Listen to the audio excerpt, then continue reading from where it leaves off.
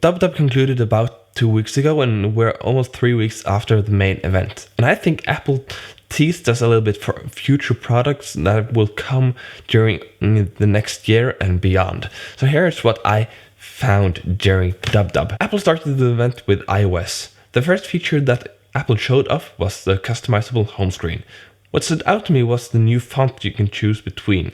And the first thing I noticed was how glanceable it looked, which is essential if an always-on display is coming later this year. It doesn't help with the rumors leading up to WWDC either that claim that an always-on display would come. To me, it seemed weird for Apple to do just that at WWDC, because it seems like Apple is so laser focused on that 1Hz display before they add an always-on display on any device. And let's not forget the widgets that can be added onto the home screen now. Personally, I think this adds up to be a great always-on display feature for the iPhone and gives you the information you need at a glance. Something else that is new to the lock screen is the notifications. Okay, not new, but improved.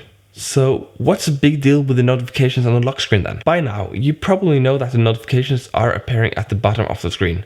This makes it more reachable and accessible for people using larger iPhones with large displays, just like the Pro Max iPhone. But rumors have been floating around that the mini model is dead. Rest in peace, iPhone 12 and 13 mini.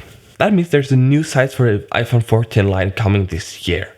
And you guessed it. It's another Max model. According to the rumors, we're getting an iPhone 14 and 14 Pro, and a 14 Max and a 14 Pro Max. So to make it easier to go through your notifications on lock screen is probably not a bad idea if Apple is releasing a Max model. According to the rumors, we're getting an iPhone 14 and a 14 Pro, and a 14 Max and a 14 Pro Max. So to make it easier to go through your notifications on lock screen is probably not a bad idea if Apple is releasing a new Max model. The new size of iPhones are not the only thing that is changing in September. The 14 Pro phones also rumored to get a 48 megapixel main shooter. For photos, they are probably using pixel binning to get an overall better image with less noise and a better dynamic range. Another use case for a 48 megapixel sensor is 8K video. This feature has been rumored for a while, so what makes me think this feature is coming in September? M2. If you look at the presentation of the M2 chip, we see encode and decode engines for H.264, HEVC, and ProRes video for up to 8K. Why will Apple put this feature in a consumer-based chip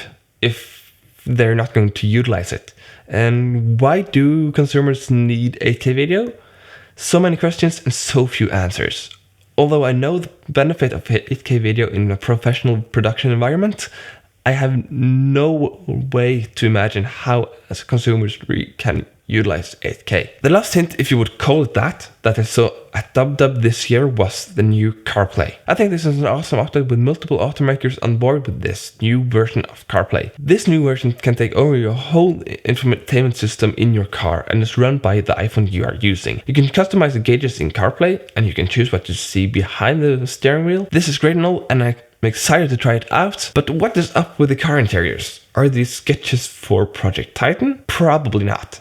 But Apple, you now have one of the best infotainment systems in the world. Have you ever considered making the rest of the car as well? So what do you think? Do I read too much into this, especially with the car stuff? Let me know down in the comments. So if you enjoyed this video, please hit the like button and subscribe for more tech content.